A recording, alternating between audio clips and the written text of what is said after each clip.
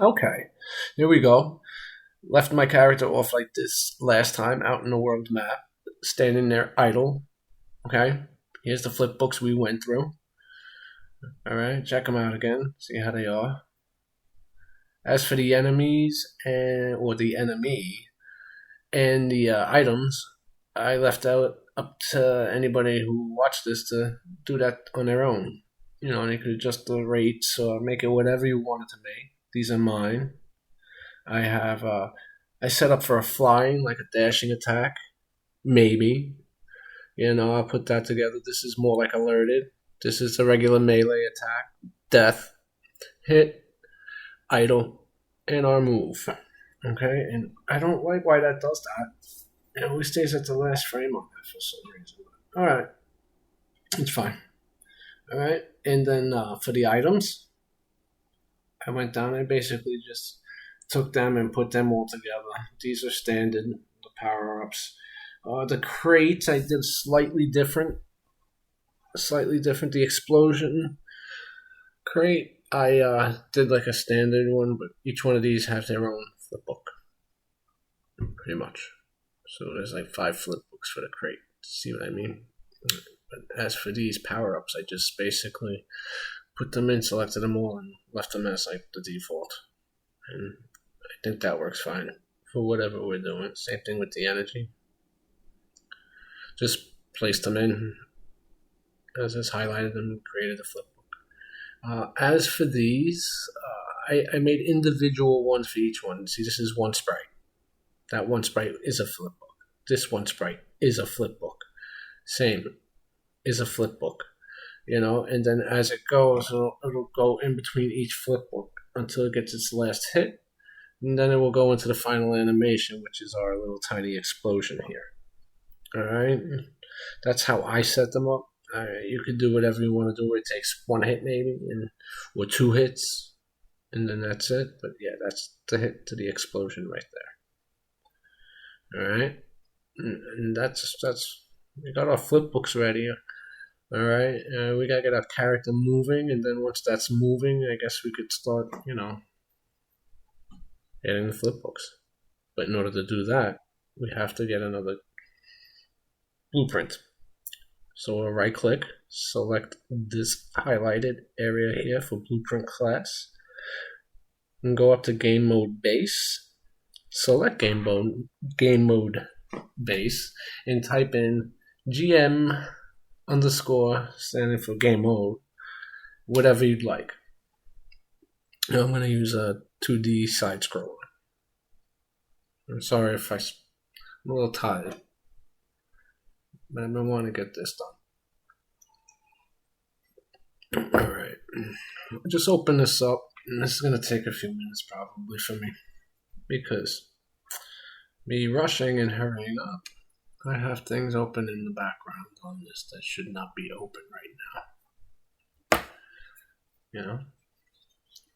Kind of like, it's like mind numbing. But there's actually nothing in this blueprint we're opening. Yours is probably opened already. But here, this is where we're going to set it up so when we actually press play or start, our character shows up in the world, and that's the character of the game. And we'll set up our character's camera. We're going to move left and right, and then we'll see if we got time for more. Oh, here we go. Alright. Only really one thing we need to do here. This is your panels, and then over here on the right, you want to go down to the pawn class. It says right here, where it's highlighted. You're going to select our folder. You pick that, compile, you save, you close this. We're done. We're done with this right here. Alright, now with this all said and done, we will now go to, you know what? Yes, let's do editor references. let's go to loading and saving. Go to loading and saving. And I like to scroll down, and I'll shut off autosave. Because a lot of times when you're in the middle of doing something, it kind of pops up and it's like, it gets me out of my flow. And you don't really need it if you're really disciplined at compiling and saving every time you do something. Alright, and then one more thing, get the player started. Start putting in his controls. We'll go to project settings. Click on project setting. We'll scroll down to input. And this is where we put our commands for what we press for it to move. We want access management. And this is the control for everything else, like touch, all of this fun stuff. Alright, we just want this. We'll click the plus icon, which gives you that arrow to the left of it. You'll open it up, go hit the other plus icon, and it will open up another one of these text boxes. So we have two text boxes. One would be to move left, one is to move right. We're going to use our keyboards on this. I'll name this x-axis move left right. Alright.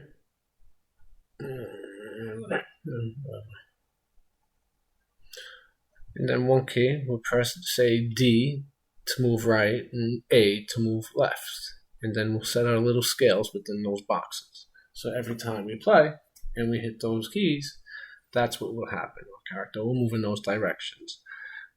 We'll hit the arrow. We'll scroll down because we're on keyboard. We'll keep it on keyboard. We'll scroll down to A. And no, we will not. We will go to D because I want to leave this as +1 or +1. Let's make this D instead. I'm so sorry. We'll make this D. Okay, that's 1. 1 indicating we go right. And then this will make this A. A will be going left, and this will have to be -1.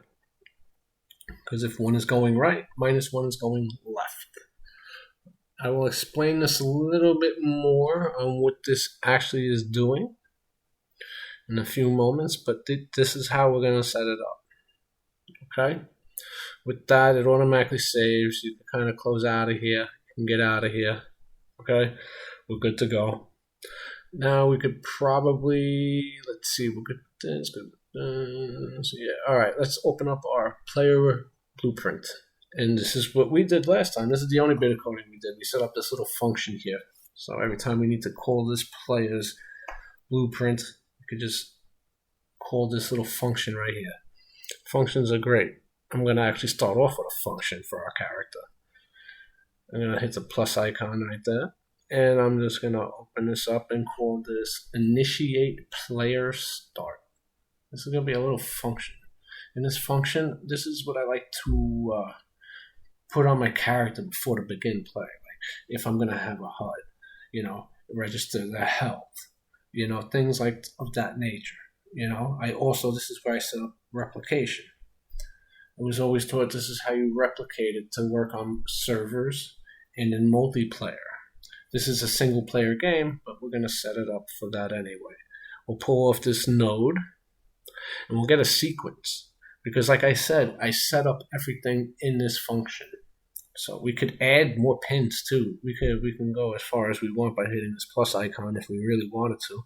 Instead of having 2, we could have 3. But we only have 1 right now. We're going to leave it at that. We don't need this. We could just always get rid of this by right-clicking the mouse, deleting. So we'll pull off of this first pin, off of the sequence node, because we will be coming back to this eventually. Okay? And like I said, I will set it up somewhat for the server. We'll type in replicated, pulling off the first pin of our sequence node. And do it for the sprite. You want to replicate our sprite. Okay? And then doing this, we're pretty much done. with this for now. I just want to clean this up and keep this somewhat neat in case we need to go back and reference it. Okay, this function is completed. So we have our initiate player start, and I'll put that at the begin play, usually. Okay, and like I said, we'll come to this later on, but what I want to do is start setting these up. This is a tick event. This is like every second, tick, tick, tick, tick, tick. That's exactly what it is. It just ticks away. All right. Don't need that. This is the component overlap. That's our capsule component. And this is our begin play. All right. This will initiate everything, and I'll actually do what I just said I usually do. I will take my function. I will hold down the left mouse button and drag into the graph. Hit the little arrow on the red event begin play and lock her in. All right, now you gotta get this bad boy to move. Type in what we put in the project settings. That's what we would need to do. X axis moving right, not the function. You want the event. Get the event. There it is. That's what we just typed in our project settings. Okay, and you see the little value pin. That's the scale. Yep, that's our scale. We'll pull off of this right now. And what I want to do is greater than. I want this greater than 0. Okay? And I'll explain in a few minutes why. You pull off of the red little node from the greater than, press B, and go down to your branch and select that. That is your branch node. It's true or false or what if statement. Connect your event node to the branch, just as I have it here. Just follow exactly what I'm doing, and I'll explain. Okay. What I need now, though, is to let it know that it's actually moving right. So we'll go over to the right here where it's our variables. We'll select a new variable by hitting the plus icon, and we'll put it over here off of our branch to tell it, is it moving right? So click our variable. It by default is a boolean, so we could just leave that there. There's different types of variables. You could have integers. You could use your player blueprint as one. Name, strings, rotators, or transforms, anything. We want a boolean, and we want to know, because the boolean's what if, true or false, is moving right. Is our character moving right? Okay. Type this in. We'll leave it as is. We'll compile, and we'll save. Okay. Now, if it's greater than 0, I want to take this, connect it to there, and hit this little box to true, because it is, because it's greater than 0. Greater than 0, our player is moving right. All right? Now, gotta see if he's moving left. How will we do this? Let's see. Well, let's see. Why is it greater than 0? It's greater than 0 because 0 is the idle state. If it's greater than 0, it's heading towards 1, which is moving right. Okay, so if that's the case, if I type in less than 0, right? If I type in less than 0, right? I will need another branch, okay? Because I might need it. You're going to need it connected to the branch up above, to the false. And this is how we'll do this. So we'll get this nice and neat. Move this over here. Pull off of this node. Type in B for your branch again. There you go. Oh, why didn't that connect? Oof, that was weird. Okay, there you go. Connect the false node.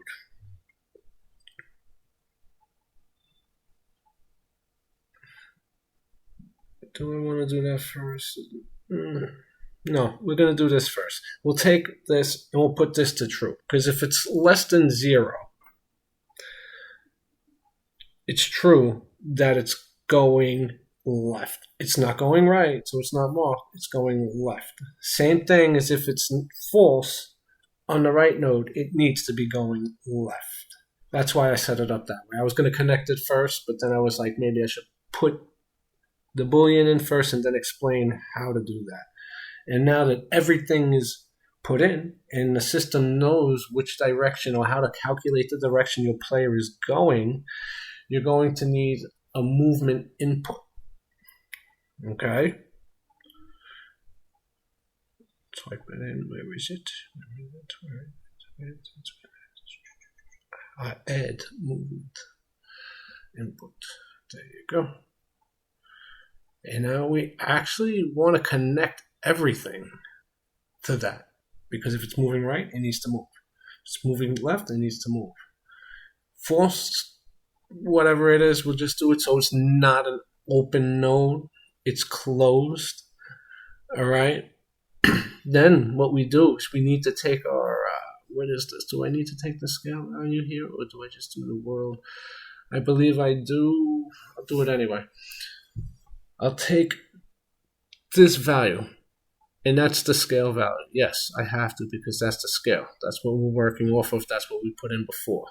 So let's clean this up. Here you go. Move this down.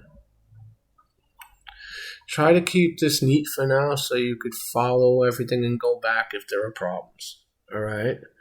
And we'll do that. We have everything pretty much. Okay.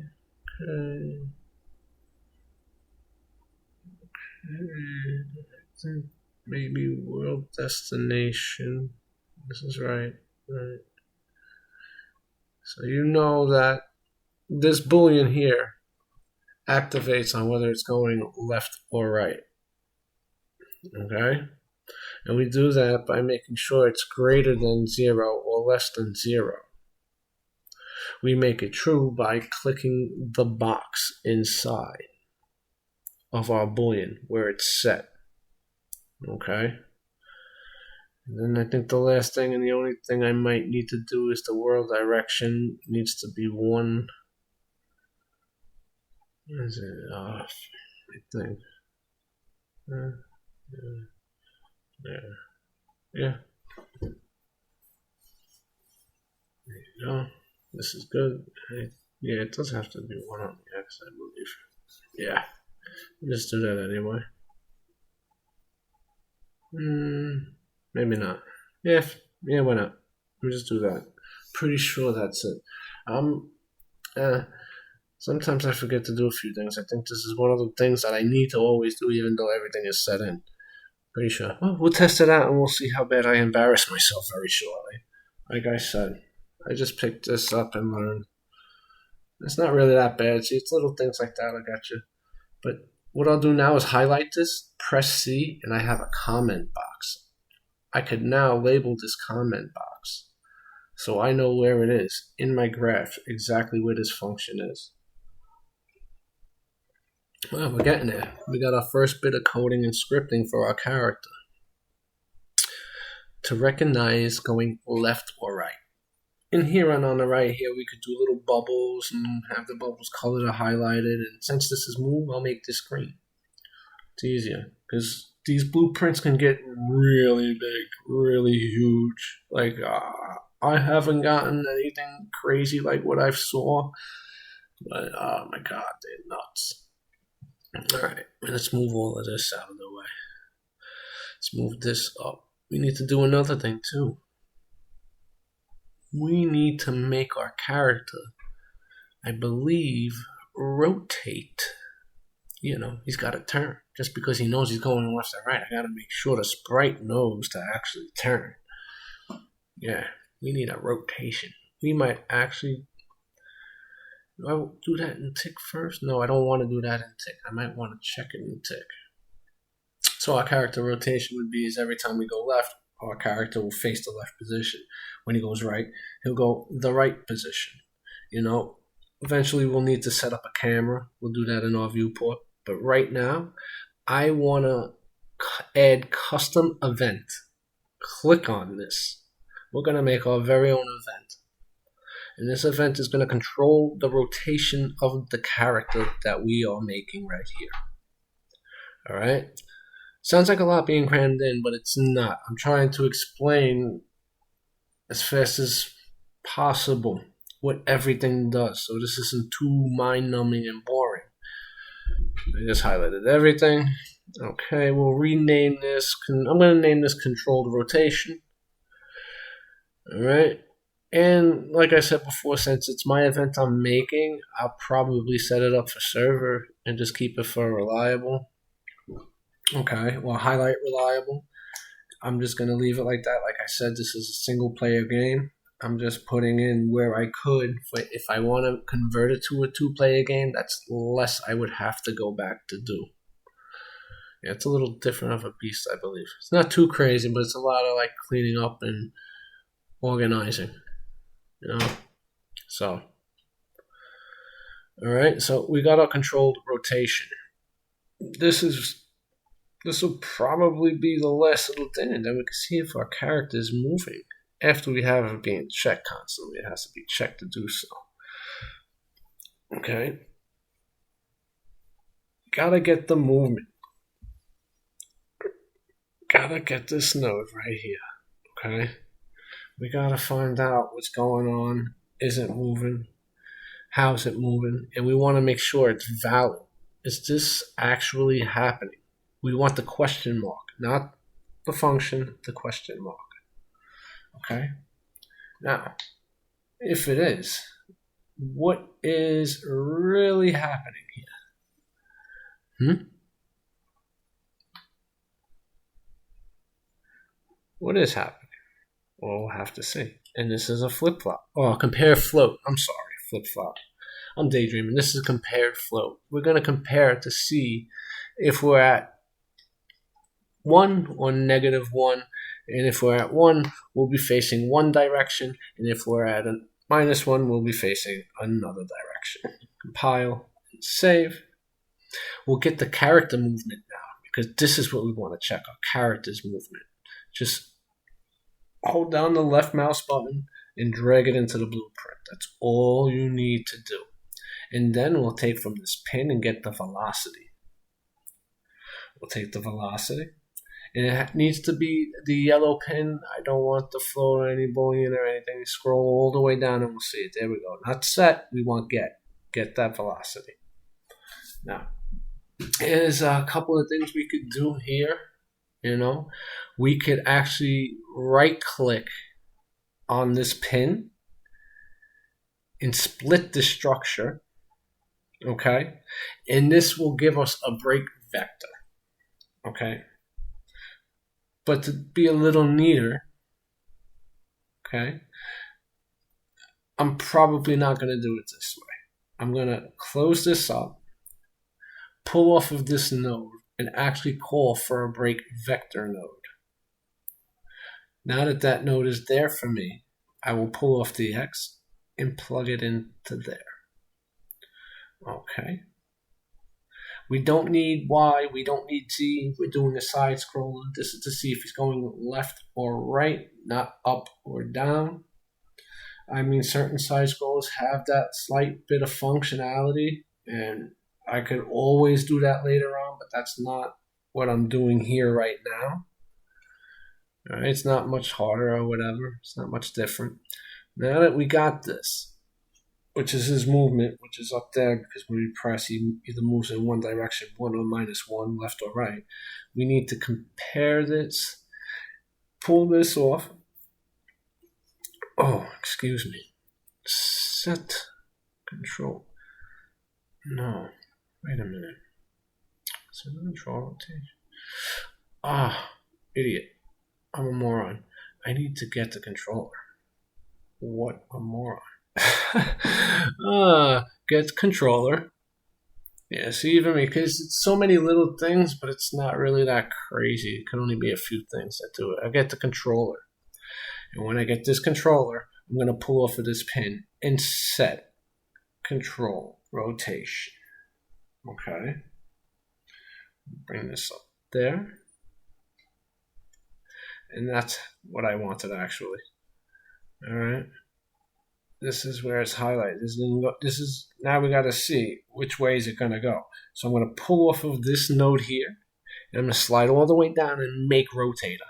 I'm going to take this. I'm not going to do nothing to this. I'm going to leave it as is. This is exactly what I want it to be. I'm going to hook it into this top pin, and there you go. There you go. We'll do that.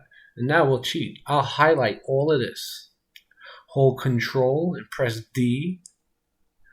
And eventually I could just copy and paste everything down for this node down here. See? Control D. And then I'll just copy it right,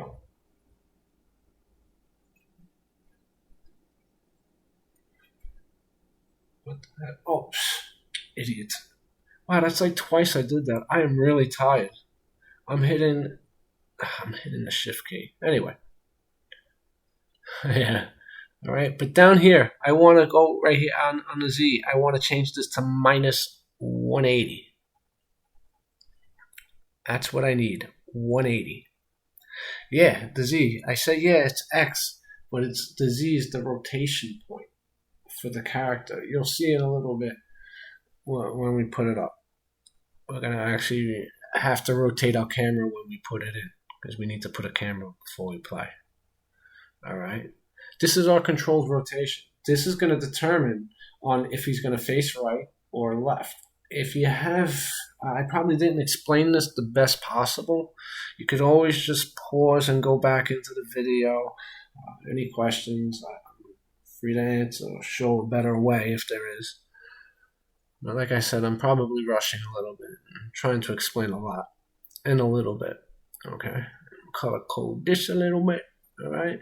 So the minus 180 would be the left, and 0, since our scale is the movement of what it is anyway, and plugged into the compared float, which is 1, it would be just 0. Just leave it alone. There's nothing to do. It's got to stay there. We're dealing with the Z. This is where we'll take our tick. There's probably a much better way to do this if you're good at timers and stuff like that. But we'll just use this because it will fit the purposes for what we need to do here. Because we just want to check our control rotation. Tick is always going to constantly check to see if we're facing the right direction. So, I do want to put in the delay. Do I want to come off it? I don't. No, I don't want it that way. I just want it off of this, and I just want it. This delay might be a little long for this, because usually I'll put in sequences on my Pt.2, which isn't a good habit either, but like I said, it works. What do I want to put here? How long do I want to? Wait a minute. 5. I'll do. I'll pull a sequence node off of this anyway, most likely. That's what I'll do. I'm going to pull a sequence node off of this. Alright. And after where is it? There it is. After I do that, we're going to take our controlled rotation, our little event we just did. Go up there, hold down the left mouse key if you'd like to move it over there. This is our delay. Everything is good. Where is it? There it is. Hold that down. Press the left mouse button. Slide it over. Connect it. And now this is constantly being checked every half of a second. It's not every half a second. Just control rotation gets checked. And by clicking on the event or that function in the blue box, it brings us to the actual event. That shows us what it's actually doing. Alright. I think we have our inputs in pretty well. I think that'll work. We're probably going to have to set up the character a little bit. Like camera and stuff like that. Alright, but this is it. This is how we'll get started. We got our basic inputs in. That's our first little bit of coding, people. That's how it works. Compile, save. We'll do this up. Am I good here? Is everything done? Yeah. We got our game mode, so we know it's going to start up. Alright. We're in the map. We're also facing the wrong direction because I said we do need to have our camera inside there. So let's get this guy out of here first of all. Let's get him out of here. We don't need this guy anymore. We know he breathes. That's great. Awesome. That is so awesome. Let's go up to our windows. Okay. Go to our place actors. Scroll down. We'll find our place actors. Click on our place actors. The screen will open up on the left. Go to our player start. Same. Hold down the left click button on the mouse. Drag it into the screen and let it go. And that's where our character will spawn. That's fine for right now because we don't actually have a starting level point. But our character start. We'll go down here, check our game modes. We'll make sure everything is still set up. Alright. Put our game mode in here. In the world map that we just made. There you go. So now, when we begin play, our game mode is initialized and our players should start in that location. Alright. So you could set that in project settings or on the actual level map like we just did. Now, let's go back to this guy. Let's get to our viewport. We got to add a few things to our guy here. Alright. He's just chilling there, hanging out, doing nothing. Alright, that's our little sprite guy right there. That's our actual character. This right here. We want to add component. Make sure that character's highlighted. Alright, you add the component, type in spring arm. That's the spring arm. That holds the distance from where our camera is. Keeps it steady. It's attached to him. Okay, now with spring arm highlighted, add a camera. Just a regular camera. Just a regular top camera. There you go. Now, it's facing the wrong direction. Like I said before, this is like the rotation. You have these tabs on the top. This very first tab moves it up, down, left, right, straight forward. We want rotation. We'll take the little blue area. We'll hold it down and we'll rotate it. So the camera is facing our character, which I believe is minus 90. So there we go. I might want to shoot the angle up on a little bit of an angle. Very little bit of an angle. Okay, let's see. Okay, there we go. How's that? That works. That's okay for now. We could always come and adjust it here on the right side of our panel. Compile. The same. Let's see. Okay. How's everything going? Let's play this bad boy. And it's the first time I'm loading it up. And I still have all that background stuff. This might take a little bit. Damn, if the game mode took a minute to load up, imagine how long this would. Oh my god. Time to upgrade PC. Oh, there you go. Oh, there he is. There he is. Let's see if he moves.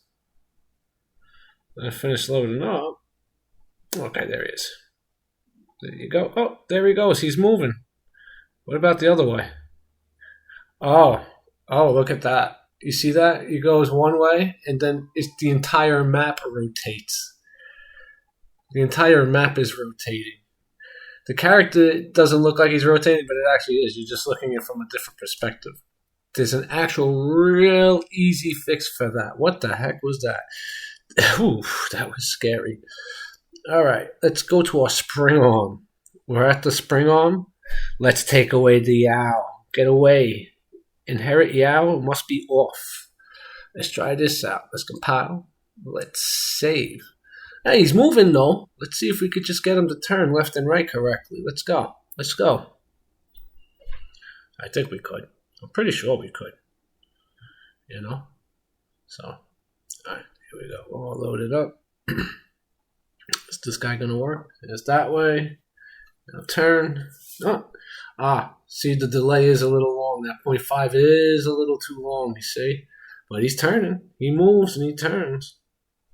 So, I'll probably tweak the delay a little bit. But yeah, now that he can turn left and right, yeah, we're all about animations now. We got that basic. Yeah, we're good to go. Let me slow this down a little bit.